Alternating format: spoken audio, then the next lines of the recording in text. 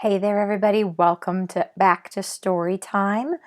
This is the 8 to 12 group. I'm glad that you are here joining us today.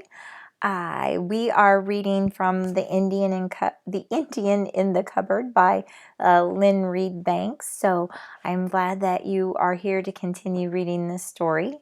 As I've said before, this is one of my favorite books. I used to read this to my third grade students all the time. We certainly did enjoy reading it in class and then watching the movie afterwards and comparing it. So maybe when we're finished with this book, you might be able to watch the movie of The Indian in the Cupboard.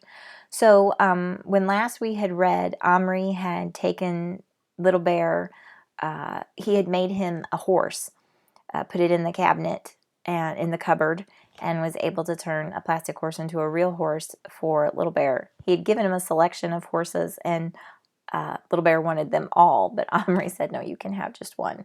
But the carpet in his bedroom was not a good place for him to be able to ride. So he put him inside a box for a Matchbox car. So he was able to carry them outside. So Omri took Little Bear and the horse outside and was going to let them run around outside in the yard. And so Omri kept reminding him not to run off, because if he did, a mountain lion, cat, would get him, and he would not be able to survive. So this next chapter is a pretty short one, but it's called The Great Outdoors, Chapter 4, The Great Outdoors. Both horse and man seemed to sniff the air, tasting its freshness and testing it for danger at the same time. The horse was still making circles with his nose when Little Bear sprang onto its back. The horse, startled, reared slightly, but this time Little Bear clung on to his mane. The horse's front feet had no sooner touched the path than he was galloping. Omri leaped to his feet and gave chase. The horse's speed was remarkable, but Omri found that by running along the lawn beside the path, he could keep up quite easily. The ground was dry, and the Indian and the horse raced along, and a most satisfying cloud of dust rose behind them, so that Omri could easily imagine that they were galloping across some wild, unbroken territory. More and more, he found he was able to see things from the Indian's point of view. The little stones on the path became huge boulders that had to be dodged. Weeds became trees, and the lawn's edge an escarpment twice the height of a man. As for living things, an ant scuttling across the horse's path made him shy wildly. The shadow of the passing bird falling on him brought him to a dead stop, crouching and cowering as a full-sized horse might, as if some huge bird of prey swooped at him. Once again, Omri marveled at the courage of Little Bear as he faced all of these terrors. So here's just a picture. Remember, this book has a few illustrations. And so here's a picture of them outside once they had gotten out there. So it is interesting how just a weed in the yard turns into be, like a tree size to Little Bear and the horse. But it was not the courage of recklessness. Little Bear clearly recognized his peril, and when he had had his gallop, turned the horse's head and came trotting back to Omri, who crouched down to hear what he had to say. This was much more difficult in the open air somehow. Danger, said the Indian. Much. I need bow, arrows, club, maybe gun, he asked pleadingly. Omri shook his head. Then Indian weapons. Yes, said Omri, you need those.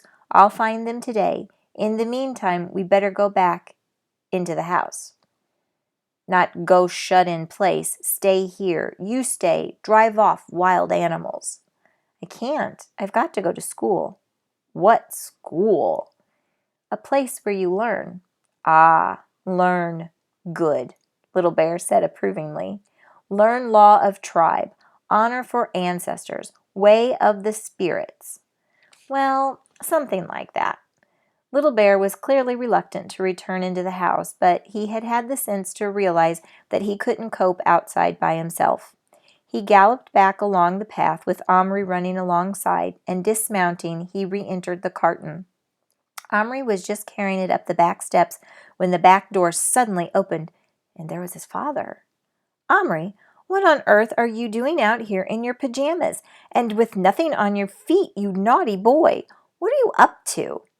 Omri clutched the box to him so hard in his fright that he felt the sides bend and quickly relaxed his hold. He felt himself break into a sweat. Nothing. I couldn't sleep. I just wanted to go out." "What's wrong with putting on your slippers at least?" "Sorry, I forgot." "Well, hurry up and get dressed now." Omri rushed upstairs and, panting, laid the box on the floor. He opened the flap.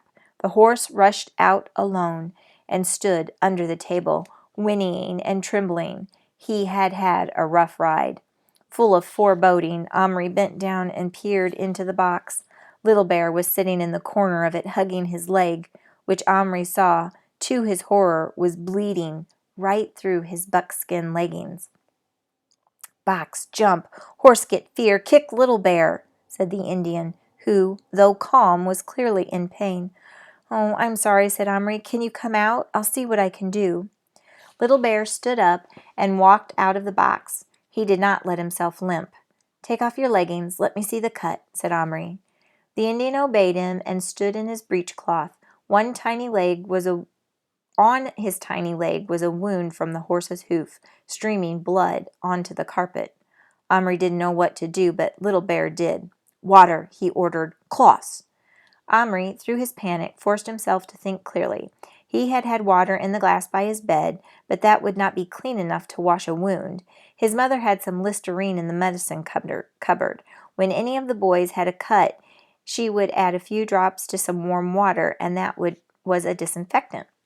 Omri dashed into the bathroom and with trembling hands did what he seen his mother do. He took a small piece of cotton wool.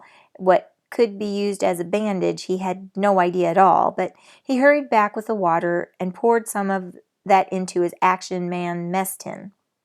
The Indian tore off a minute wisp of cotton wool and dipped it into the liquid and applied it to his leg. The Indian's eyes opened wide, though he did not wince. "This not water, this fire. It's better than water." "Now tie," said Indian. Oops, I think I skipped a page. Sorry. It's better than water. Oh, I guess I didn't skip a page. "Now tie," said the Indian. "Hold in blood." Omri looked around desperately. A bandage small enough for a wound like that. Suddenly, his eyes lighted up in a biscuit tin. There, lying on top, was a First World War soldier with a red armband and a medical orderly. In his hand was a doctor's bag with a red cross on it. What might that not contain if Omri could make it real? Not stopping to think too far ahead, he snatched the figure up and thrust it into the cupboard, shutting the door and turning the key. A moment later, a thin English voice from inside called, "Here, where am I? Come back, you blokes. Don't leave a chap all alone in the dark." And that's where I'm going to stop. That was a very short chapter, but the next chapter is called Tommy. So we'll find out. Sorry, I messed up there a little bit. I thought my pages stuck together and it didn't make sense. I thought I had skipped something, but I didn't actually skip something after all. So now he'd heard a voice. So now he's brought somebody else to life inside the cupboard. So we'll see what happens with Tommy when we read the next time. So thanks for joining me for this short little chapter.